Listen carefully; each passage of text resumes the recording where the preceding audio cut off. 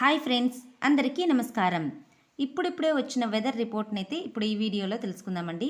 Video ఎక్కడ skip చేయకుండా చివరి దాకా చూడండి, అప్పుడే కంప్లీట్ ఇన్ఫర్మేషన్ తెలుసుకోగలరు. అలాగే ఫస్ట్ టైం మన ఛానల్ చూస్తున్నట్లయితే ప్లీజ్ సబ్స్క్రైబ్ చేసుకోండి. పక్కనే ఉన్న బెల్ ఐకాన్ని క్లిక్ చేయడం ద్వారా నేను పెట్టే వీడియోలు నోటిఫికేషన్ రూపంలో పొందగలరు.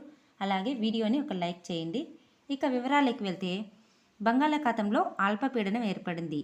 ఇది ఉత్తరాంధ్ర, ఒడిశా తీరాల వైపు వాయుగుండంగా బలపడే అవకాశం ఉందని ఏపీ విపత్తుల సంస్థ వెల్లడించింది.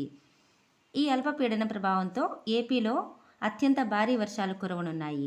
అయితే ఏపీ రాష్ట్ర వ్యాప్తంగా ఏ జిల్లాల్లో వర్షాలు కురవబోతున్నాయి అన్న వివరాలు తెలియజేస్తానండి. శ్రీకాకుళం, విజయనగరం, విశాఖపట్నం, కర్నూలు, కడప, అనంతపురం, నంద్యాల జిల్లాల్లో భారీ వర్షాలు కురిసే అవకాశం ఉందని ఐఎండీ అంచనా వేసింది. మిగిలిన జిల్లాల్లో అక్కడక్కడ తేలికపాటి నుంచి మోస్తారు వర్షాలు కురుస్తాయని వెల్లడించింది.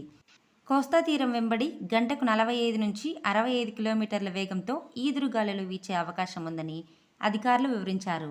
లోతట్టు ప్రాంత ప్రజలు అప్రమత్తంగా ఉండాలని సూచించారు. నాటు పడవల్లో నదిలో ప్రయాణించవద్దని హెచ్చరించారు. వరద నీటిలో స్నానాలు, ఈతకు, చేపల వేటకు వెళ్లొద్దని స్పష్టం చేశారు.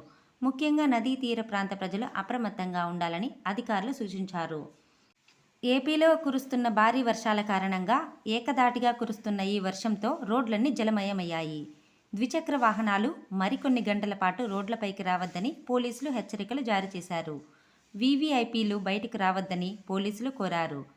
జాతీయ రహదారుల నుంచి సర్వీస్ రోడ్లలోకి వాహనాలు మళ్లించారు. జాతీయ రహదారులపై ద్విచక్ర వాహనాలు అనుమతించవద్దని పోలీసులు ఆదేశాలు జారీ చేశారు. సో ఇది ఫ్రెండ్స్, ఇప్పుడు వచ్చిన వెదర్ రిపోర్ట్. ఈ వీడియో మీకు యూస్ఫుల్ అయినట్లయితే ప్లీజ్ ఒక లైక్ చేసి షేర్ చేయండి. అలాగే ఇలాంటి మరిన్ని లేటెస్ట్ న్యూస్ అప్డేట్స్ కోసం ఛానల్ని సబ్స్క్రైబ్ చేయండి. Thanks for watching friends.